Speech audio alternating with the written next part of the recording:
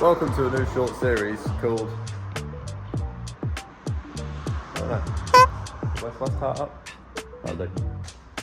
So what we have here is my 2006 mid-roof T5. Well, we call this the WestBus because this was owned by a company called WestBus and it had WestBus graphics on the side.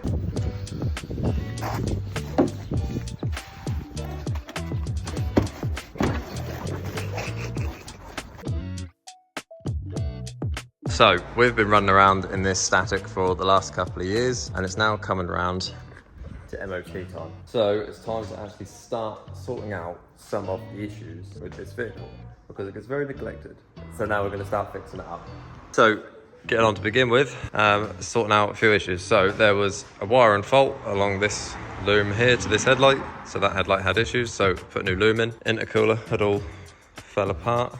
And obviously taken a bit of a beating at some point, but nice new intercooler on there. That is the first step done. Next up, we're going for all new bottom arms and track rods and ball joints because currently these got a bit of wobble in them. I'll show you another video of that now.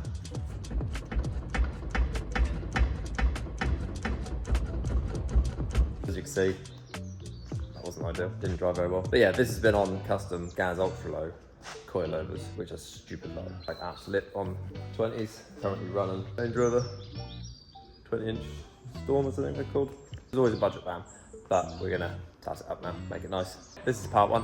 Part one is probably going to consist of me sorting it out and maybe bagging it. Let's go.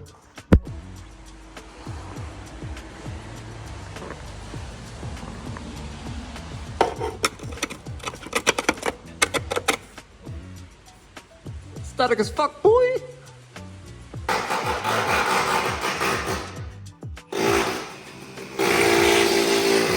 quick update on what's been going on with the WestBus. I've been working this week, so the WestBus came off the ramp, goes back on. I got all the bits done that I said I was going to get done. So we've got new bottom arms with all new bushes in, new track rods, tie rods, new ball joints, new CV boots because they were all split. So I've got a set of T32 solo struts which were fitted to the van, but then we hub swapped it to T30, so I thought we'd use them. So I'm just going to cut the brackets off and turn them back into a T30 kit. Obviously we've got our ultra low rear bags with the lead line that goes in the bottom. 3P. And we've got here, I'll talk about this when I fit it, but that is a air compressor. Which is another quiet compressor that we use. So that'll be going on because I'm only running a single, obviously 3-gallon tank there. So yeah, but what we're doing is, because we're bagging it, I thought I'll start stripping stuff out. All the plastics were dead, so I pulled them off. I think there's a couple of reusable ones, but not many. Anti-roll bar is off because it's now coming off coilovers. With the subframe raised everything on bags, it's a pain in the ass to keep the anti-roll bar because of where the travel is between, like, you know, aired up there and then aired out there. Because the subframe raise, because that comes up, you get less travel, so you actually don't end up using most of the lift. You either have to sacrifice lift or drop to keep your roll bar. So a lot of the time we just do away with the roll bar on bags, but on coilovers you leave it. There's a fair amount of work to do. We basically want to make this van nice. Get a full overhaul. But with its overhaul, we're going to get low. So what we're doing, you've probably watched the previous videos with Jay Speller's T6. That was like an arch measurement from the wheel arch down to the wheel centre was about 235 mil, which is the max that we can seem to get out of the solo kit, fully hub modded. So what we're going to do on this, what we have started doing, bits there, is raising the turret. So taking the actual top mounting point in the van, cutting it out, raising it, welding it, and then we're going to cut out all in the wheel arches a load more, get it right down. Should look cool. Matt Hendrick has kindly got me a new front bumper off, that's nice of him. So I'm going to whip this back off again, whip this front end off, whip the wings off, because again these, it'd be nice to tidy these back up, get them painted, and just give it the life that it deserves. It deserves to be a nice van, and it wouldn't be a lot of too much hard work to actually make it a nice van. So that's what we're going to do. So I'm going to get on anyway and carry on chasing some lows today. I'm going to carry on notching out. I've got a notch, the chassis notch is a bit more for the shafts. Then I can get these arms jacked up, wheel on, and see, how much further we've got to cut up.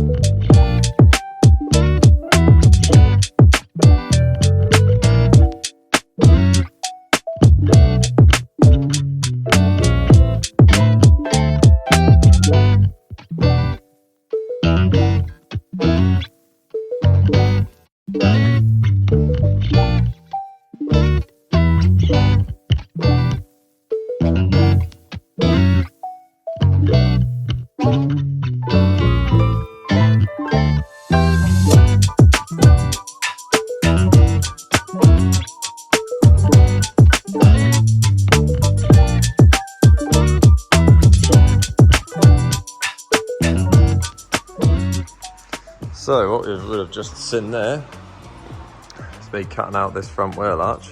Been cutting out roughly into that tub there. That is inside the van. See my seats up there, look. I've jacked it up to where the wheels should be going to, cut everything out that needs cutting out. So as you can see, we've got a hell of a lot of welding to do in here because each one of these skins obviously need joining back in, so we'll have to do it in sections to get all the strength back into it. And also what you've just seen, hey, there's a big hole up there. So what's happened is, I hole sawed that out. This is for the strut. That's obviously where that bolts to. So what we're going for is a raise on this to try and get more. We've got Matt Kendrick's van here. So this is in for doing the front cutting a bit higher to max the struts out. So that's got about another 20-30 mil more to go, I think. But he's obviously running 19-inch wheels tyres. Whereas we've obviously got big 9.5-inch wide 20-inch Range Rovers with a decent sized tyre on. We're trying to keep that 35 profile tyre rather than a 30. We've had to cut quite deep, but that means we also need to get the wheels centre up higher. So, like I said, we've maxed out the solo struts before, and to get it right down where we want it to go, we need more. So what we've got here is then, like I said, the hole sawed bit out. Stupidly, I bought a hole saw and cut the hole out before checking that I could get some sort of tube to raise that up. Luckily, I spoke to Harry at Norfolk Precision Engineering. So he turned down this nice ring, so it's the size of the hole saw and then the size of the top plate. And then he put a nice little lip on it so that we can put this up in place. We've done a load of clearancing up inside of there. Hang on. At least we know it's tight.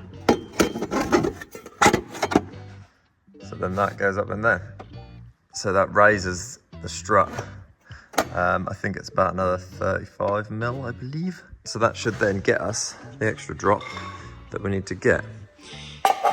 Unfortunately, going even further into this comes up with more issues as usual. Like I said, there's obviously more to weld up, but we also need to raise the ECU so much that I'm gonna have to modify the battery tray and get that up higher because, well, you can see how far the ECU is into the van, so that's gonna have to go right up. But that then, you can see that's where the battery tray was.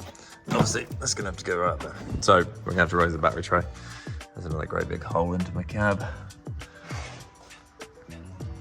So yeah, this video is not as detailed as before, but if you want to see us tub in the front on one of these, go back a few videos to Jay Speller's T6 where we tubbed that like a bit more in depth. For now, I'm going to carry on because it's Sunday. I want to get the turrets welded in so that we can get the struts on so that I can fully confirm with the wheel on that everything goes up to where it needs to go to. Actually, let me just show you the hole saw as well, because this is like one of the world's sketchiest tools I've ever used. Look at that. It's yeah, a socket on there, welded on, and that's all welded on there. So that's a proper wrist breaker, but that centralizes nice into the hole that is in there, as you can see, to keep it nice and central. So yes, that is what I'm going to do next. Might film it so you can see me really breaking my wrists. Carry on.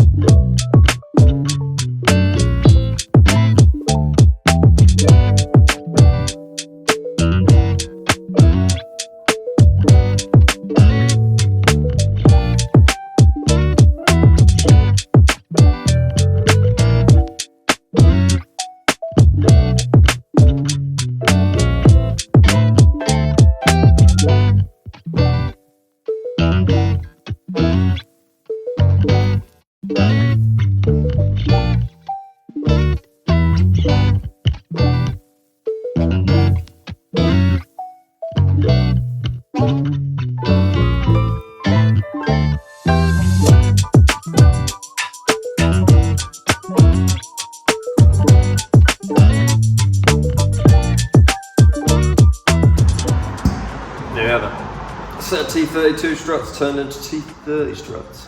So, I mean, you know, I'm not going to advise that you 100% do this, but if you want to save yourself some money, there's a cheap set of T32 struts come up and you've got a T30 van. It's an option, just be careful with it. You know, grind carefully. You see I dug in a little bit there, maybe, I don't know. Yeah, go careful because these are filled with, you know, oil, gas. So you don't want them going in your face. Also try and go steady, do a little bit at a time, so you don't get too much heat into the fluid and that's inside of it. You don't want to like boil it and yeah, screw the fluid up. So they're done now. Obviously, alternatively, you know, just head to our website or give us an email and a call and buy a brand new set of solos straight off us. But if that's not an option and a set come up for sale second hand, we're here for good advice. I'm just making a start on the rear end whilst Cook's welding up those turret raisers.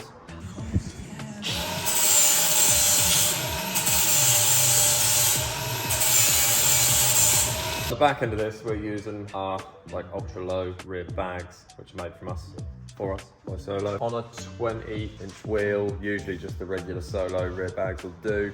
But if you're running like 19s or 18s, these will get you a lot lower. 20s, realistically, you probably only need to run these if you're doing tubs. They'll take the measurement from the wheel center to the wheel arch to 235 mil. Do with that information what you will. These are available on our website. The airline comes in at the bottom rather than at the top, at the side. As you can see, we've got nice skinny bag plates, but that does mean that you have to cut up the bump stops quite a bit. The rear bump stop's not so bad. You obviously just cut it down and clean off the little nubbin bit that would be on the side there, and then the top has to be cut right down to quite small. Additionally, you'll need to notch up quite high for the rear shock clearance and across the arm. This isn't done yet, this is still from when it was on coilovers, so that'll just need cutting across a bit more. And some of the vans have found that on the inside edge of this arm, you'll need to trim this section here just a bit, just to allow that arm more clearance to come up. These bags are supplied with leader lines, but the airline comes out this hole basically. You bring it out and then just cable tie it up the anti-roll bar is what we do with it, up the anti-roll bar and then up to here. So what I'm currently doing is just trimming all the stuff off for the bags to go on so that I can make sure these arms are maxed out as far as they can go before we then cut out all the tubs on the rear and raise the rear arm section to get more loads. But obviously the more that we can get out of the bags first, the less we need to raise the rear arms. So that's that. Carry on. So this is basically the finished article. It's actually about 230 from wheel arch to the wheel center. I'm actually running the old Gaz ultra low rear shocks on this just because I had them. They're the same length as the Solo ones. They're perfectly good. So I'm gonna keep running them, save some money. So as you can see, I've got the bag in place. I only had to trim just a little bit off of there, but don't trim it unless you need to, obviously. So it is now held up just on the bag. In my mind, this is as low as you'll ever get on the rear end with a bag in there. There's clearance on everything.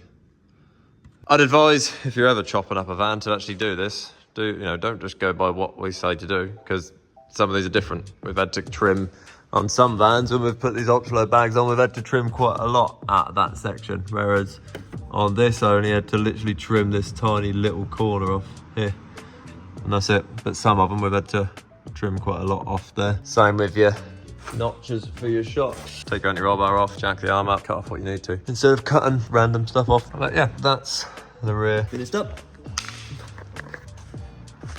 Good rear bag.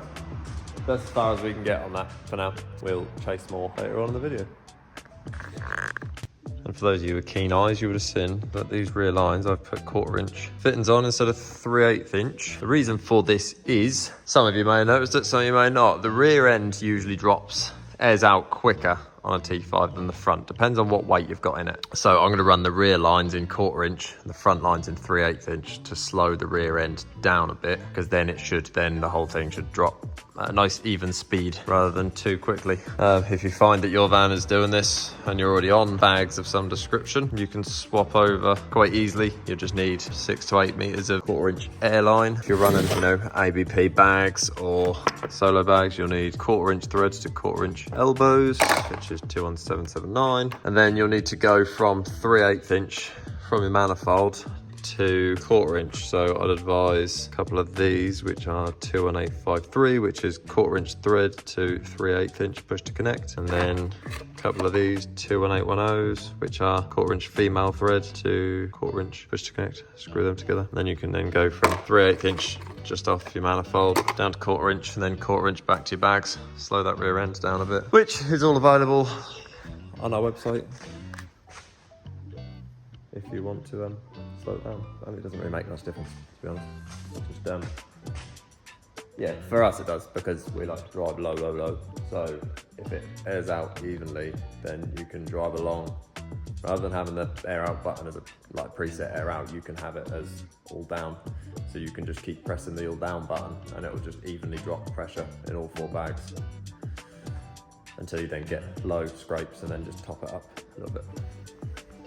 So yeah, that's why we do it on our own vans, but majority of people, it's not really necessary. Yes, let's move on.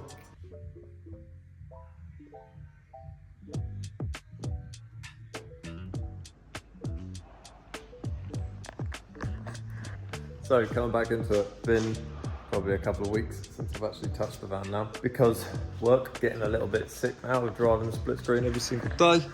There it is, look, daily driver. So the van's probably been on the ramp about a month now, but just, yeah, things have taken over. I had to fix Beth's car, my partner, the other weekend, so I've lost one weekend there, I lost another weekend with some other bits, so yeah, not actually been able to touch it.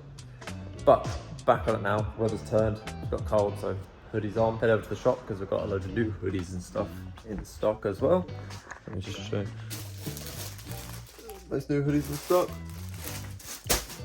So anyway, moving on back to what's going on. Jack's blown the truck up, but he hasn't, that's a lie. Fuel pump is gone on this, and it's a bit of a pain in the ass to change. Expensive fuel pump to get. So he's bought a Mazda MX-5 and the engine's coming out and putting a Mazda MX-5 engine in. So check out the Dropworks Customs YouTube channel, because there'll be video updates on this. Go grab yourself a nice wing cover as well. Look at them, they're lovely. Anyway, back to the WestBus. So like I said, I've chucked the wheels on anyway, just to show you here. So on a 20, what's that, about 240. So it's about 5mm more travel left in there, and there's no tubs or anything on the back of that. So that's as far as those ultra low rear bags will get you. Hello, Jack. Oh, what's that like? Yeah. The fronts, Jack's welded the turrets in. You can see this side better. So they're in. But at the moment, it's actually not really sitting any lower than what we can get normally. This is, yeah, that's about as far as we can get out of a normal strut without all the top mount stuff, even though everything's cut out in the wheel arches, because what we think is happening now is all the ball joints, and track rods are all maxed out at full angle. So we didn't think we were going to have to do another subframe raise because it actually sits off of the floor, like, you know, it's higher. You can see it's higher than the sill, which is obviously where we want to get down to. But I think the best course of action now is to raise the subframe. Maybe what, another 20 mil? Yeah. Oh, you look so enthused. Yeah, I was just listening. You talk a lot like a maths teacher. So yeah, I think we're gonna have to do another subframe raise on this. It's got 30 mil subframe raise at the minute. I think we'll probably go to 50. Go to 50, just to take all the angle out of them. But for now, I haven't got subframe done or anything. So I'm gonna rip all the insides out the back and get the yeah. Sex offender. And yeah, get all the panels and wood and everything out of the back and get the tubs cut out and stuff in the rear. Get cracking on that bit because I want my daily driver back. I had to drive through a flood the other day in the split screen. That was entertaining, so it's getting to that time of year where it's not so nice to drive them things daily. And Jack's, you know, daily is off the road as well. So we're not doing too great at the minute, are we? No, it's not gone well. No. Right, let's get on then.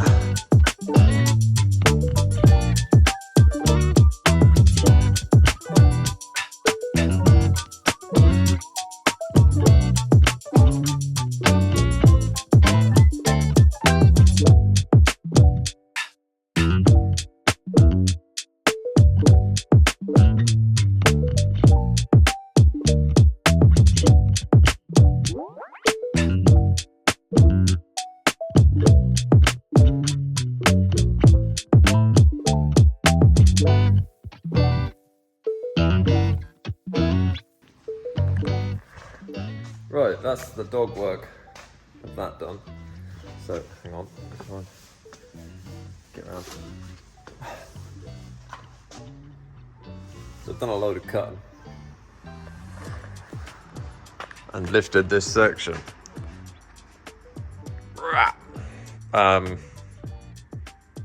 Yeah, cut across there. Yeah, long story short, cut across there, cut along there, cut along there, cut along there. Quickly just welded a couple of bars on top of the floor, Jackson Jr.'s idea, so that when I did cut through, it didn't fall on the floor, it stayed in place, and then we just sort of jacked it up and chucked some box underneath it at the height that we needed to be at. Obviously I'm going to double check everything before welding. It's a strip of floor that I precisely took out. Look, drilled out some spot welds. Very neat, very professional. So yeah, that's all cut and lifted up higher. So that's now them jacking points, which you'd normally see, but no much higher than that. I'm not telling you exactly how I'm doing it because this isn't a how-to video, it's just on what I've done. Hey Boogie. How hard is this butter? Oh yeah, it's solid butter. That's Marmite, by the way. Ah, shit. That's where we've gone wrong. Yeah, I've cut out a fair bit of floor here. I cut out that strip I've just shown you, because then we can actually see what we're doing instead of just, you know, trying to weld a bit of whatever underneath this chassis. We can actually cut a bit of a bigger section out of that chassis and put an actual section in there, Z it up, get as much strength back into it all as possible. But yeah, that's that. We don't actually know what we're ever going to do with the interior of this, do we? Van. It's a work van, so I don't know. I mean, we're going to carpet line that and stuff and, you know, make it a bit nicer, but it's not like it's going to be a full camper van. Maybe a combi at some point. No windows, obviously. We don't cut windows in flats. But yeah, maybe just put a row of combi seats across here, possibly. That'll just be a load area anyway, so. It looks really high in this video, but it's not that much of a raise, really. Like, It's only 3 inch. It's only 3 inch. Use your Willie as a reference. What the tip? So yeah, that's where we're at. So I guess next I'm gonna clean everything up, as in that needs welding. Start putting some stuff back in. Nice. Right. That'll be enough for a video, isn't it? Bye. Like and subscribe. Catch you next week.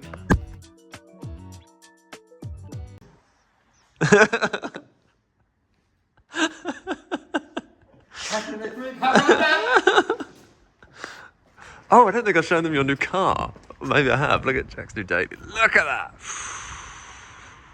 Mazda MX-5. It's an engine conversion that I can fit in and use for a bit.